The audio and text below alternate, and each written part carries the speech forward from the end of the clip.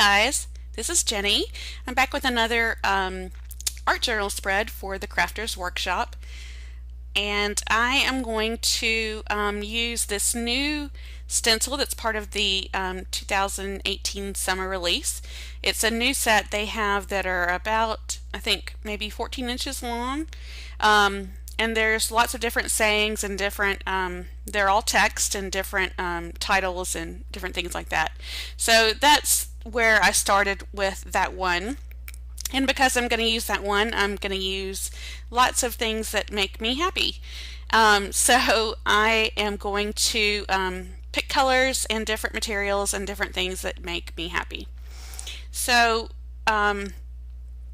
what I decided to do was just to start with that, and then a lot of the colors I really wanted to use, and then I picked some materials up along the way and ended up using a couple little die cuts and things like that you'll see. I didn't really have a plan for it other than I wanted to use this, and then I ended up with a little sort of quote kind of thing that I wanted to use.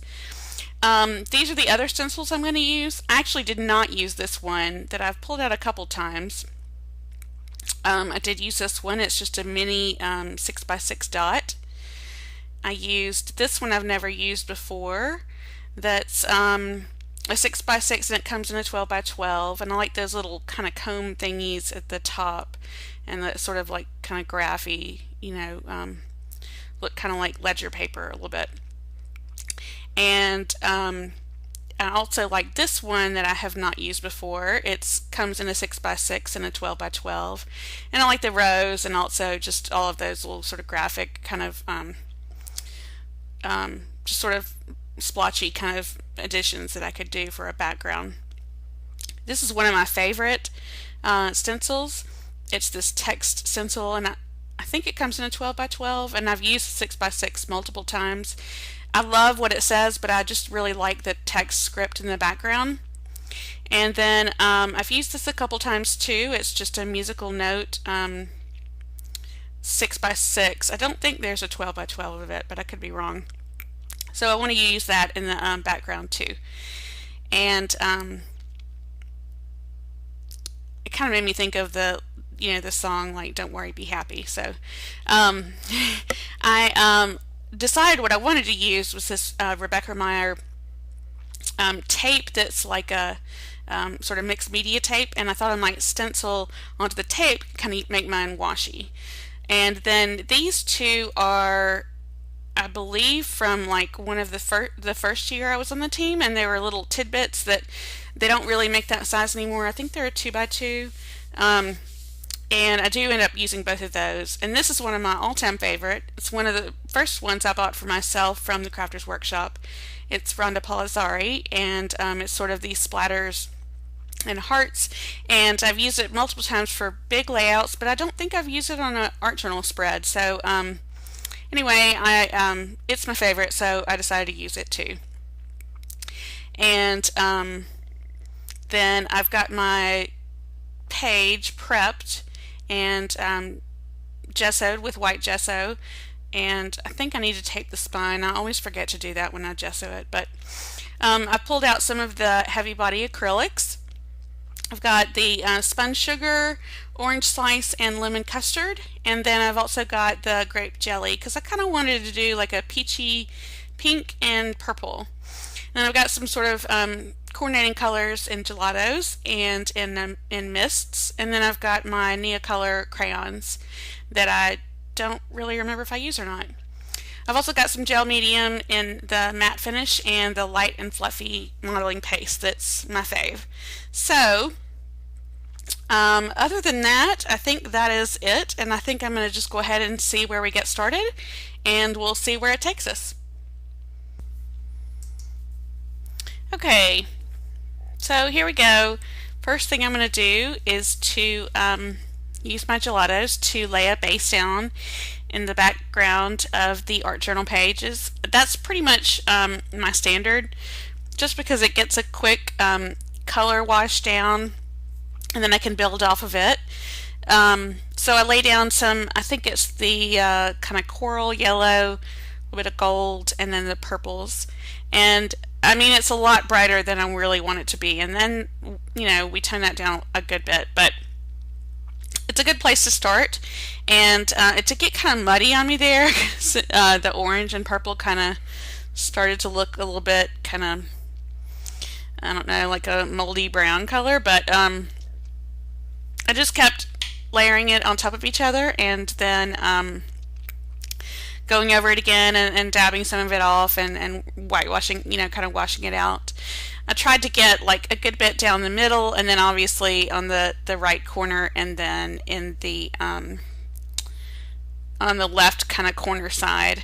What I planned to do was have the Choose Happy stencil on the right side, and then have just a little bit of, you know, some of the other stencil, and maybe another little saying or something on the left. So, but I wanted the right side to kind of be the heavy side with the majority of that of the big text. So I wanted to leave the light, you know, sort of lighten it up on the left side, and kind of leave an area for that to happen. So once again, I get that to where I want to, I dry it with my heat tool, put my gelatos away, and then I'm going to get out the one of the stencils and my mist, and I use this Delusion stencil, which I mean mist, which is amazing, and completely dyed everything, you know, the color it is. So totally dyed my fingers purple for like several days. I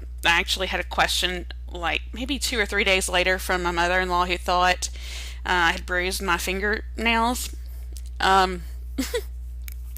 So I sprayed that a little bit on there, and then I used one of the other little stencils with some of the coral color in the Color Shine, which isn't as dark and didn't come out as much. But even though I tried to wipe my hands off right away, it's still such a pigmented dye that it just really stays on there. So once again, I dry that off, and then I'm going to start to mix some paints and try to lighten it up a bit. So this is the Spun Sugar, which is the white, and the Lemon Custard. I just adore those color names. I mean, it just makes me hungry. So I try to kind of lighten it up, and it really got way too pastel-y yellow, so I end up kind of really trying to whiten it up. But before that, I do use this one little sort of 2x2 stencil in just some random places with that. Because it's the heavy body acrylic, it really does well kind of holding its shape, and a lot of what came through on that stencil was more the white, which is kind of good. That's kind of what I wanted. So I just dab that off again using the background of it. And now while that kind of dries, before I lay down another sort of layer of color, I decide to go ahead and try to make this washi I had planned on. So I mix up like a kind of a light lavender, sort of in 2 or 3 different like hues of it, to do like kind of a lighter shade, and then a darker shade, and then a really pale lavender. So, and this, I was going to use this with the music note. So what I did was to lay it out on my craft mat, and I used some masking tape just to tape it down all together so that it would stay in place, so that I could just use the stencil across it, you know, all the way down. So I kind of used went darker and darker as I got down towards the right side. So I mean, I didn't really overlay it very much. I didn't really think about it too much. So I just wanted to have some of that pattern on there. It dried pretty quickly, and so I pulled I used my heat tool a little bit, and then I pull off the masking tape and set it aside to let it dry a bit. And you'll see why I messed that up in a little bit, which I actually think I've done before. But at any rate, so now the main pages are almost dry, and what I'm going to do now is to use, okay, so this washi tape is kind of dry, this washi-ish tape. So I kind of rip it up and kind of cut it, and just decide to use my matte medium or gel medium in matte to glue it down, and I kind of just tear it up in little bitty pieces and add it here and there, and just a little bit over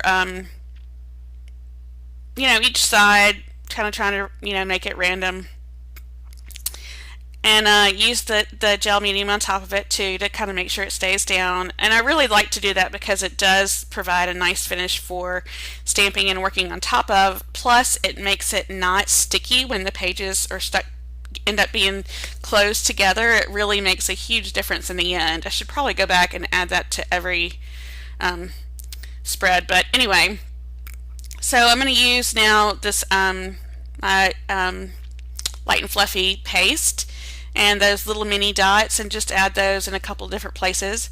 And then I decided to go back and try to recover up some of this super pale yellow with a little bit of this purple, and just keep trying to add that in different places. I used a lot of water to kind of mop it up. And one of the things that you'll see that I thought was amazing is that the paper towel I used to mop all these up ended up with the most beautiful colors. I'm going to have to do something with it because it was so beautiful when it was all done.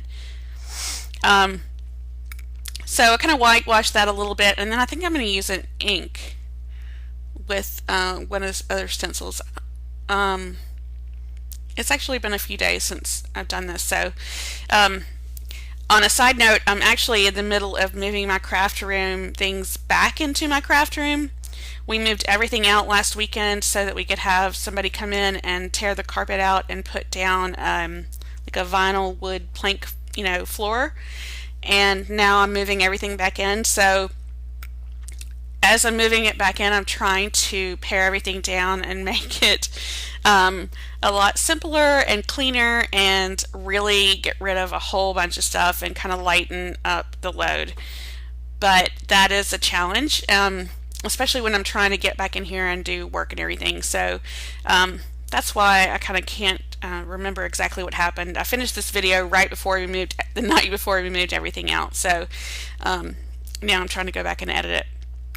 But I used that one stencil with those little star shapes, and it's a Hero Arts Shadow Ink. I think it's the cement. And I'm not sure if this is where, okay, so what I decided to do here is I used some white ink, and just kind of drip it down the page to add a little bit of, sort of that drippy texture, but mostly to kind of give it a whitewash kind of look and lighten it up without getting too many paint strokes on it. And then splatter some stuff around. I mean, I'm really just having fun and trying to get a lot of texture and a lot of things going on for this big, huge stencil I'm going to do. So what I thought I might do is to have this small round 2x2 stencil in the background and have it kind of overlapped underneath where each of the O's are going to be. So I'm trying to plan out where those are going to be on the right side with the choose happy part, and decide that I'm going to use this splatter paint kind of stencil on the left side. And now I'm using my handy Distress Ink swatch book I made, and to try to pick out a good distress ink for that. So I get the distress ink out, I use my brush, and even though that's a great technique, I love it. I love this color, I love the stencil, I love the brush. It gets really lost in all of the colors on the page, and it really doesn't show up as well as I had hoped it would. So then I use it sort of directly to paper with the ink pad, and it does come out a little bit better. It still wasn't as bright as I wanted it to be. So then I kind of, you saw me measure out a little bit of that where the O's are going to be. So I decided I'm going to do those in metallic. So this is I believe it's the copper metallic, which kind of got a little sloppy. And I need to let that dry completely before I overlay the other circle on top of it, because it's going to be underneath each of the O's in that choose. So I thought I would do like a lighter color on top of it. So in the meantime,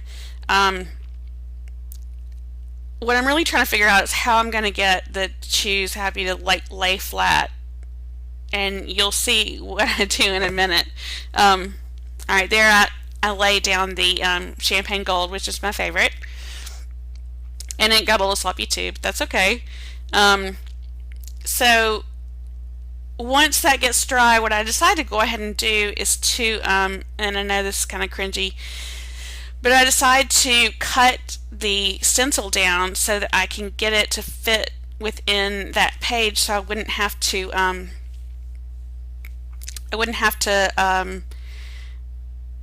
you know, try to keep it bent over the page seam, and it was just, you know, kind of a mess. So before I do that, I'll go back here apparently and do some more work on these little hearts and add some more distress ink in that purple. And then I've got a marker. It's a Faber-Castell marker that I just used some of the lids from different things around my desk to help me draw some circles, and I just thought it would be good to kind of repeat those circles that are in the from that Choose Happy, the O's. Okay, so now I'm trying to really figure out where exactly that's going to be, and I want the Choose and the Happy to be stacked on top of each other, so that's why I masked off the happy part, and I'm going to use the black modeling paste on top of the gold and on top of that spot. So I really taped it down well because I didn't want it to get, you know, too loose out of it. So there I'm putting down the black modeling paste, pull it up, looks great, and kind of stamp it off onto this other scratch piece of paper, which really looks good too. Sometimes I really like the stamp offs and the leftovers a little bit more than like the first sort of kind of stamping. I guess it's like ghost stamping or whatever. So anyway, while that's drying, I just use some more of the black modeling paste and a piece of this other stencil to kind of go around and add some dark bits to the edges and just around the sides. I felt like I needed to add some more black at other places too, so then I pull out this black washi that's got gold on it and little hearts, and it's got a couple little sayings on it too, so I add that in a couple places. And I'm just going to go back and do a little pen work real quick. I'm really just messing around trying to wait for that black modeling paste to dry so I can do the happy part. And I really just do some kind of scribbles and just kind of have fun with it. I'm going to let you listen to a little bit of music while I finish this up. You'll see me do the other part of the stencil and add some die cuts, and I will be back at the end of the process.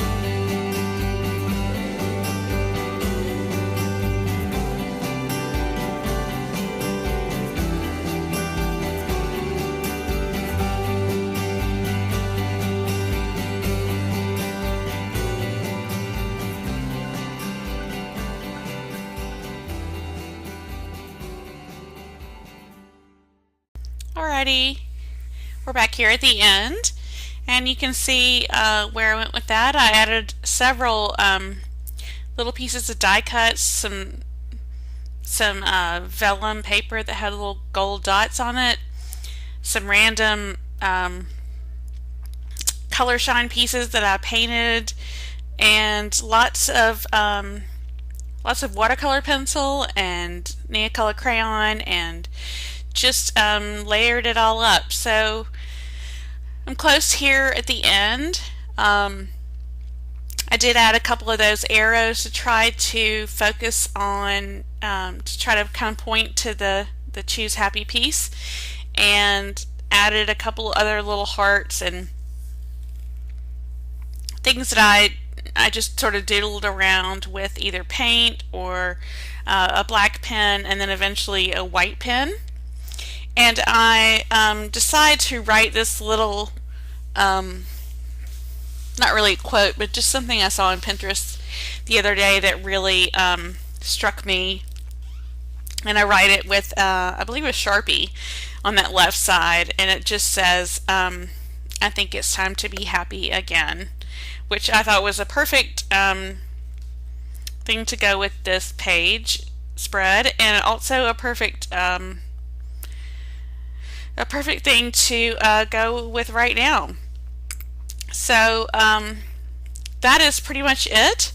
You can see the stills that I took, the close-up pictures, and then the final product at the end. There'll be a complete listing at on the underneath the video on YouTube.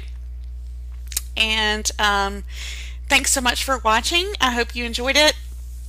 Please click the subscribe button for more videos from the Crafters Workshop, and leave us a comment with any kind of ideas, critiques, anything you would like to say, and we will certainly read it and get back to you. Thanks so much. See you next time. Bye.